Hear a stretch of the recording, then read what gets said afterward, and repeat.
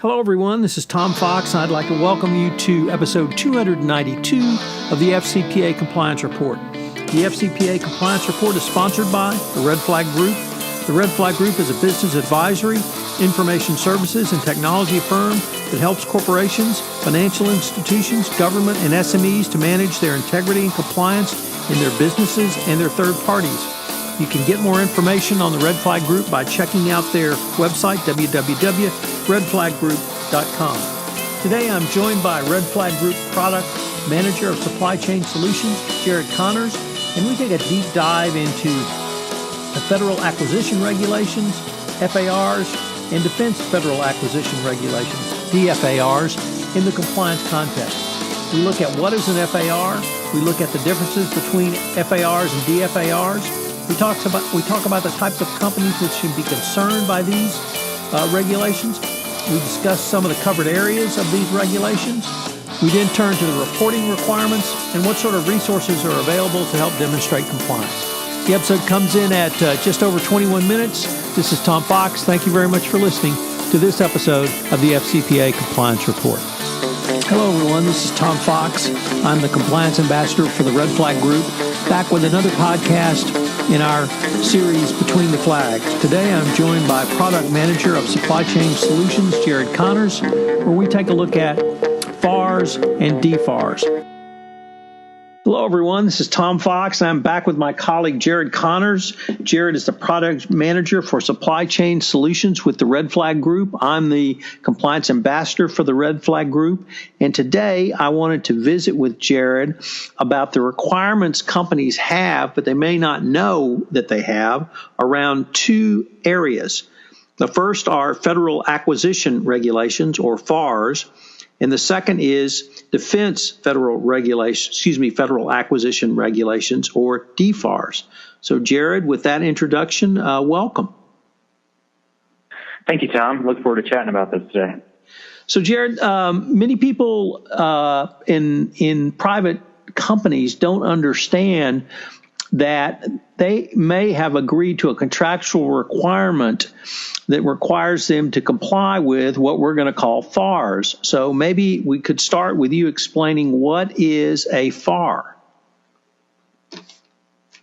Sure. Well, the Federal Acquisitions Regulation is a U.S. federal government requirement that essentially says that we're trying to provide, the government is trying to provide uniform policies and procedures for any acquisition of goods supplied to the federal government.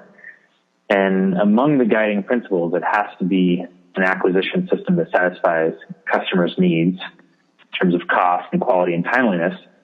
But this also has quite a bit of direct acquisition requirements in terms of verification of sourcing, to everything from a background check on individuals and suppliers. So let me ask you about some other general requirements under these FARs. Does it include such things as conducting business with integrity and fairness and openness? Do FARs often require companies to fulfill other public policy objectives?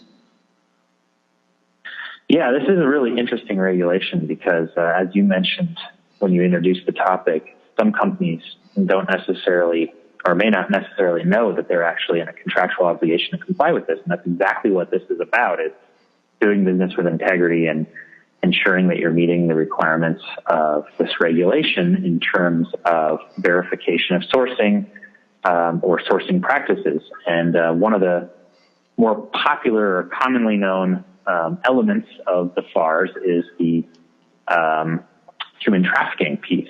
And there's a lot of focus on that right now, but that's actually just one very small element of the FARs and DFARs requirements. The FARs and DFARs goes everywhere from doing business with integrity in terms of ensuring that you're not working with somebody who's on a debarment or a suspension list, all the way down to the sourcing of rare earth metals and ensuring that you got that from a federal repository.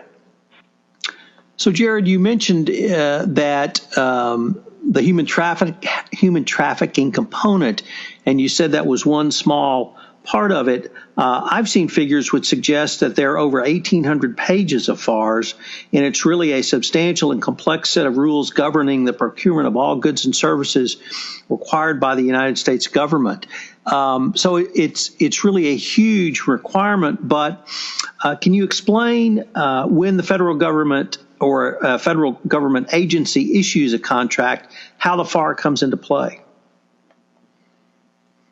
Sure. Yeah. So essentially what it means is that anytime you are a direct contractor to the U.S. government, either through a defense contract or to any other materials procured by the U.S. government, you actually have to go through a process to demonstrate that you're in compliance with these requirements once awarded. And yes, the FARs is over 1,800 pages, and the DFARs is I don't know how many pages it is, but it's quite a few pages, and it's a supplement. It's actually one of the best examples of an agency supplement to the FARs. There are actually other supplements as well, but they're trying to limit those number of supplements by being so detailed in the Federal Acquisitions Regulation at over 1,800 pages, as you pointed out. But when you really break this down to what you're required to gather on and from your suppliers to help demonstrate compliance to the acquisitions portion of that, it's actually quite simple. There are a total of, what did we identify, 48 independent elements that you need to validate or collect information on within the federal acquisitions and DFARS regulations combined. So let's say you're a defense contractor. You're therefore required to comply with both of these regulations, the supplement and the regular FARs. And there's these 48 independent verifications or data collection exercises to go and do with your suppliers. And that's just one tiny element of your overall supply chain risk review process. So this is an example of where companies may not necessarily know that they're required to comply with this regulation because they don't, because they might not have researched the requirements of data collection and verification from their suppliers, or to do with their government contract, or they're actually the supplier to the contractor, the government, and the government contractor might be asking them some of these questions in piecemeal. And they might not understand that this is a part of a broader scope to verify these materials, because if you're a supplier to the government supplier, for example, Tier 2 in this case, you may be only asked a few of those 48 independent workflows for data collection and verification, because you may not, for example, have relevance to furnishing rare earth metals, for example. And somebody may be doing a debarment or suspension review on you as a supplier, which of course you don't have to take part in because they're looking at you through watch lists and sanctions lists. And so these are all examples of independent workflows that can easily be incorporated into your overall supply chain risk review process. So before we get further on, I want to explore what Tier 2 means and some other implications. Could you tell us the difference between a FAR and what we've called a DFAR? Sure. So basically the Federal Acquisitions Regulations is applicable to anyone supplying to the U.S. government and procuring goods on behalf of the U.S. government or supplying service. And the DFARs is a supplement to the federal acquisitions, to the FARs, that says, well, these are additional requirements or verifications that need to be conducted if you're a defense contractor, if you're supplying to the Pentagon or branch of the military or the Department of State. And so an example within this supplement, and one of the reasons why, off topic very quickly, that the Federal Acquisitions Regulation tries to limit the number of supplements that are included by other branches of the government is because some of these requirements actually overlap a little bit. And so, for example, if you look at FARs and DFARs, they both require verification of combating human trafficking, for example. So again, just one tiny element of the overall requirement. So I would hope, Jared, that if a company is a government contractor, they would understand that they are going to be required to follow the federal acquisition regulations. But where I have seen this come into play, I've seen it come into play in the oil patch. I've seen it come into play in construction companies. I've seen it come into play with companies who do work in chemical facilities who are not direct contractors to the government, but are subcontractors to prime contractors, or what you've referred to as Tier 2. And those companies generally have no appreciation that they FARs could be applied to them. Could you explain how a Tier 2 would come under a FAR and what the implications would be for, Tom Fox Construction Company here in Houston, who is renovating buildings to helping a prime contractor who's out on a military base? How would that apply to someone like myself? Sure, yeah. So let's say, for example, that you are a Tier 2 supplier or somebody who doesn't have the direct contract with the federal government, but you're on site supplying a service for that construction project. A good example of that is prohibition on employing persons convicted of fraud, which is, again, one element of verification required within the DFARs regulation. I'm pretty sure that there's actually something very similar in the broader FARs regulation. And if you're not verifying this, that somebody that could be working for you is prohibited to work there because they've been convicted of fraud in the past, let's say a construction subcontractor or a Tier 2 supplier in that case, or maybe even a Tier 3, you could actually face criminal penalty up to $500,000. And then the contractor themselves could be suspended or debarred, or even have the contract canceled of working with the federal government any further. So a Tier 2 supplier, an example of that might be that they say, hey, the Tier 1 says, I am owning this direct federal contract. Here's this FARs, and slap 1,800 pages in front of you and say, wow, there's a lot here that I need to read through just to understand what sort of verification or certification I might have to provide with doing business in this case.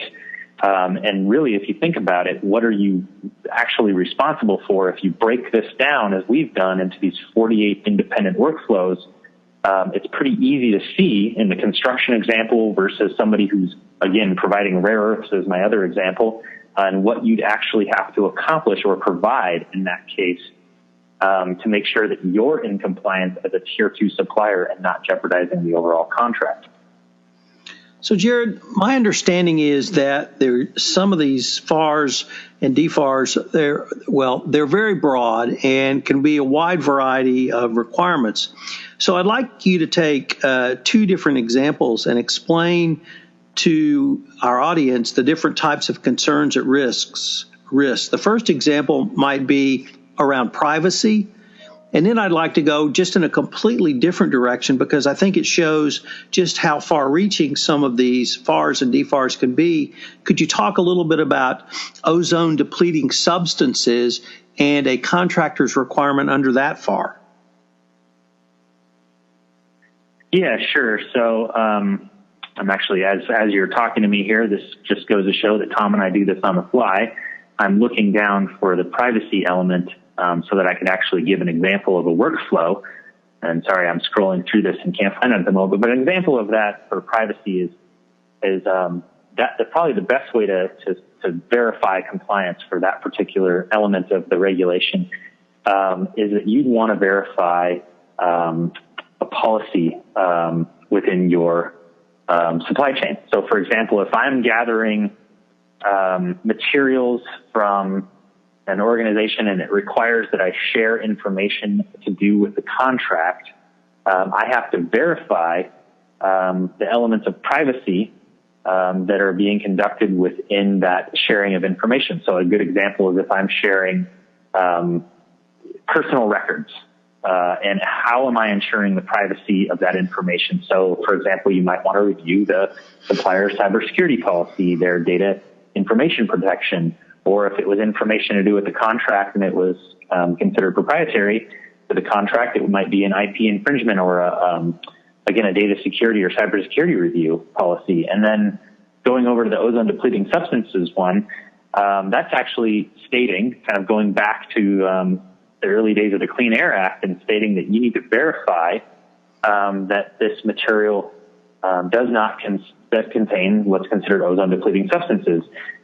In the case of DFARs, there is an extremely rare, essentially an exemption to that, where, let's say, the defense contract requires materials that could contain ozone depleting substances. It has to have a certain level of signature very high up in the U.S. government in order for you to contain products that, or have products that contain ozone depleting substances. So there's a very simplistic workflow of a policy review, reviewing cybersecurity, for example, and what information needs to be collected within that contract, and ensuring if that particular piece of the regulation is even applicable to you, versus going to ozone depleting substances and saying, does the material or product that I'm getting from you even contain this type of substance? And I need you to reference the Clean Air Act when referring to these substances to your supplier, and then I need you to sign or certify that those materials are free of ozone depleting substances. So in one case, it's a policy review and a grading of that privacy or security process. And the next one, it's collecting an actual document that's essentially signed off by the supplier saying, I verify that I don't contain ozone depleting substances.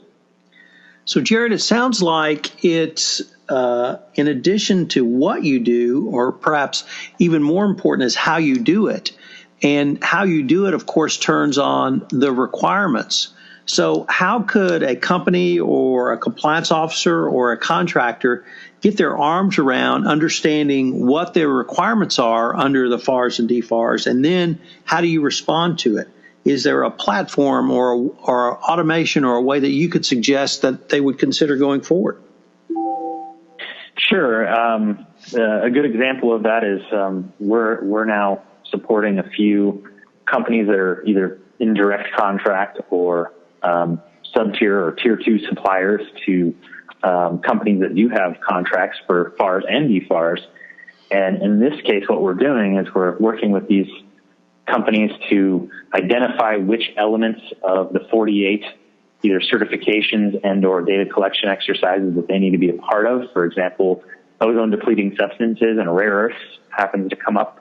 A couple of reasons why I was using those examples, and how they're actually going about verifying that information or doing that background review on parties that have been debarred or suspended or made ineligible by the federal government. And we have databases to accommodate that, for example, or in the other case, it's the data collection exercise. And if you're already going out and doing a risk review process with your supply chain, this is just one small element that can be added to your annual campaign or periodic review process in order to accommodate that. But what really needs to happen is upfront, and of course, this is something that we're helping these companies to identify as we've combed through these massive amount of pages to identify these elements of data collection and certification, and said, based on what you're doing, what are you obligated to provide out of, say, those 48 elements of the regulation? And if you're doing a variety of different, or supplying a variety of different products, it might be 3 elements of the regulation here today and 17 tomorrow. So it all depends on what you're doing. But if you're going back to that construction example, if you're providing a single service within a particular contract, it might be that you have to go through this verification once or actually annually throughout the length of the contract. So it really depends on your business up front. And that's a part of that evaluation to say, what am I doing? What risks could impact my organization? And as we've talked about in previous podcasts, that's all part of that identification step to say, what are the risks that I'm faced with from my supply chain today? And in this case, a risk from the supply chain might actually mean that you need to look downstream to the customer to say, what risks are you potentially looking at for your contracting purposes, and what requirements are you putting on me, and how do I need to treat those risks upstream in my supply chain in terms of gathering information, or in the case of the debarment, suspension, and eligibility piece, doing a background check on those suppliers that I'm engaging with. So, Jared, it really sounds like the concepts and protocols that we talked about in some prior webinars around supply chain risk management lend themselves to not only this type of analysis for both FARs and DFARs, but really the entire workflow process, which allow you to review and collect data to support any obligation that you would have under FARs or DFARs, whether as a direct contractor to the federal government or as a Tier 2 subcontractor to a prime contractor. Yeah, absolutely. I mean, this is really just part and parcel to the overall supply chain risk review process that you and I have been talking about over the last several months, and that's why it's so great to be able to just add in this one element, because again, this is FARs and DFARs may be just one small element of a company's requirements to report to a customer or to demonstrate compliance to a regulation. And then that's, again, one small element of what they're doing within their supply chain risk review process. So essentially adding that in is reducing that fixed cost of that overall program and not separating that out. So if we're doing background check already. So if we're going through a screening or a watch list screening on third parties, this is another way that you can satisfy many of the elements of the FARs and DFARs requirements to go through and say, is there any hits, if you will, against this organization or individual that might show that they've been debarred or suspended or have taken part in an activity that was not good in the past.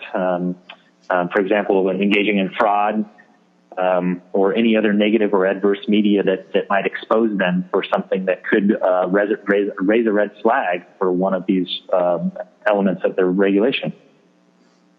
Well, Jared, unfortunately, we're at the end of our time, but I wanted to thank you very much for this incredibly informative podcast.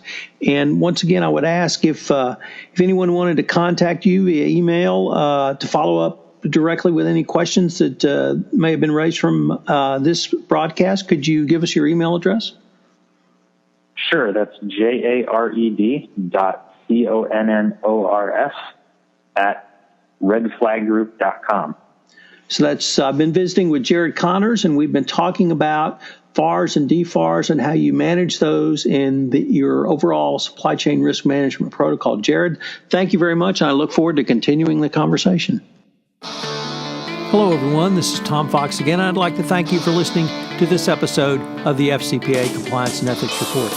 I have two calls to action for you. The first is, if you're listening to this podcast on iTunes, if you would rate this podcast, I would greatly appreciate it, as it would help our rankings.